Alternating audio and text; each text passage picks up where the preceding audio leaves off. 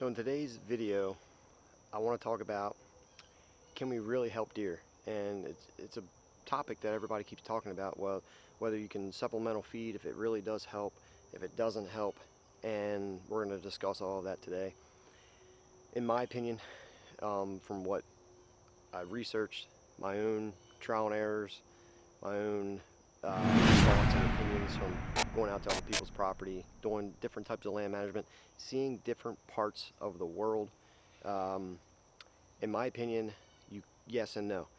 So there's a proper way and a wrong way to do it, and I think it all depends on the area and what you're actually doing to help that deer. So in reality, do deer really need our help? And the answer is no, they really don't. It's a wild animal, and nature has provided, the vast majority of food and nutrients that animal needs through water, green and growing plants, forbs, briars, bushes, different types of grasses, poison ivies, honeysuckles. This is all stuff that deer eat on a continuous basis throughout the year. Yeah, they may not eat honeysuckle during the summer, but as soon as fall hits, yeah, they'll hit honeysuckle. And this stuff has been provided to us, to the animals, for them to eat on a continuous basis. Woody browse, shrubs, briar tips, all this stuff is blackberry bushes. Deer love blackberry bushes, and especially honeysuckle. Deer eat honeysuckle. And when people actually kill their honeysuckle and they go into their property and they spray everything and kill it, it blows my mind, because it's deer food. And yeah, you want to have a variety, diversity of different types of food. So if the whole property is covered in honeysuckle, then yeah.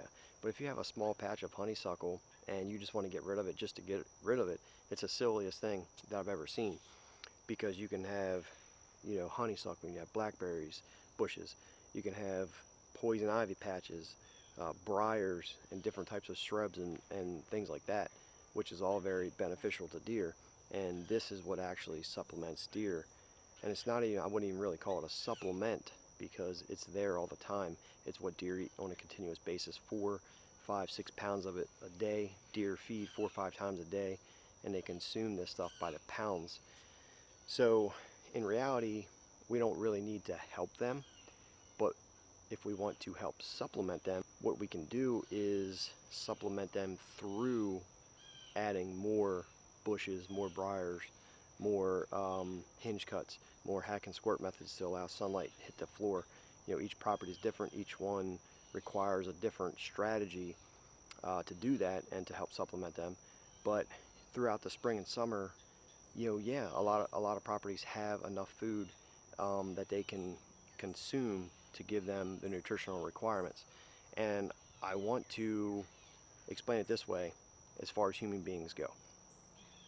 Each human being, each animal has a genetic potential that they could reach. Well, how do you reach that genetic potential?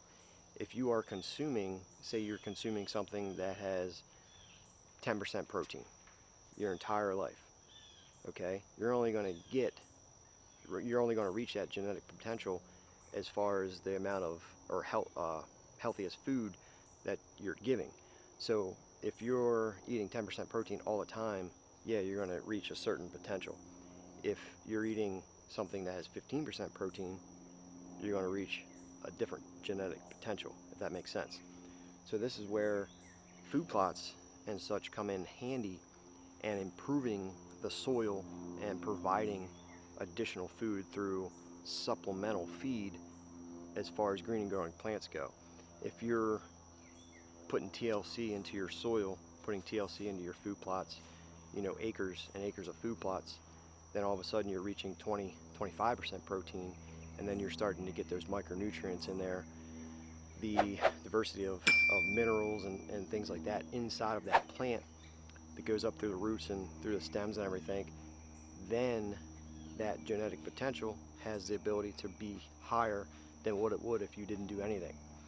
So yeah, we can help deer, and there's a right and wrong way to do it, through TLC, some touching, love, and care, just like in your car.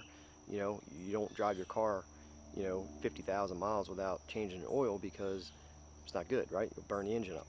So we have to put that love and care into what we're trying to do. And if you're a case of supplementing deer, you know, we have to follow those soil samples recommendations. We have to lime, we have to fertilize, we have to increase the micronutrients in the plants and the soil. And this is what helps that animal achieve the greatest genetic potential that it has. Just like human beings, if we're consuming, you know, junk processed meats, it's not going to give us the nutritional requirements to reach our full potential. But if we're eating, you know, grass-fed, organic, you know, fresh beef and chicken and things like that, that has that higher micronutrients availability, the higher fat content and things, then yeah, we have the ability to reach an even higher genetic potential. So I think that's where the confusion comes in. Is like, so yeah, you can help, but if you don't do it the right way, then it's pointless. You know, if you're buying, you know, the typical bags of stuff that has corn in it, you know, and you know, you're buying a 5-pound bag of food, you know, thinking that you're going to benefit the deer, it doesn't do anything. It really doesn't.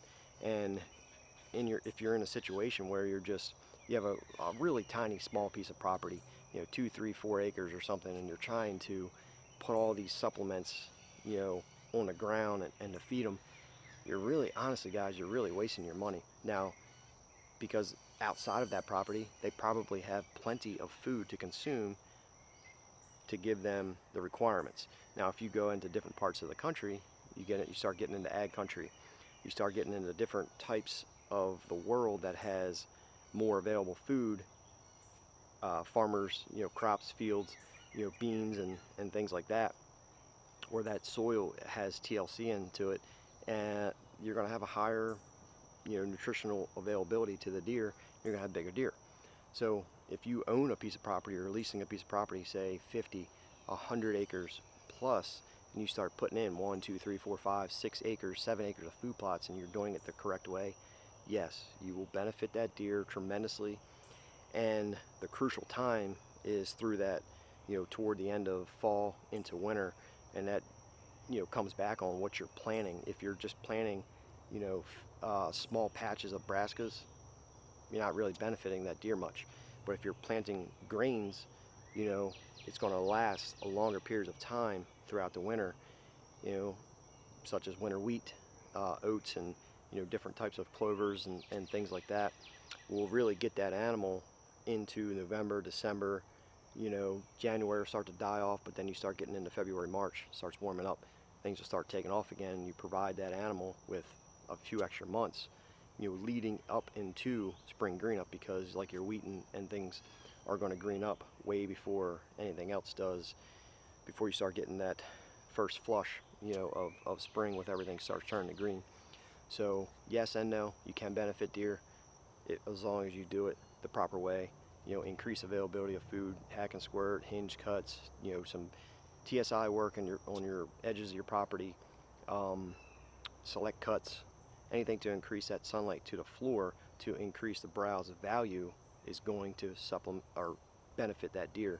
And then when you start getting into food plot wise, when you start actually doing the lime, the soil samples, the fertilizer, you know, the micronutrients, and you start planting specific species of plants for deer, that's when you take it that next step.